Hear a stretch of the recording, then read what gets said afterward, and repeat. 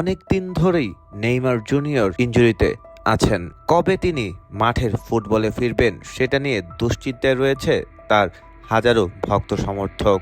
এদিকে আবার সামনেই বিশ্বকাপের জন্য ব্রাজিল দল ঘোষণা করবে।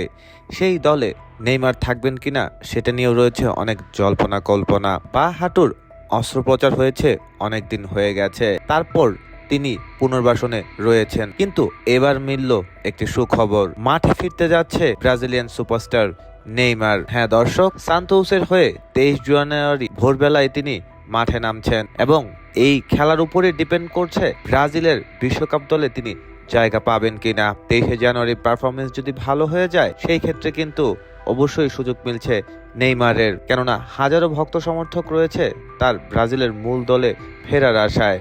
সেই আশা কি এবার বাস্তবে রূপ নেবে সেটা সময়ই বলে দিবে। আপনারা কি ভাবছেন কমেন্ট করে জানাতে পারেন।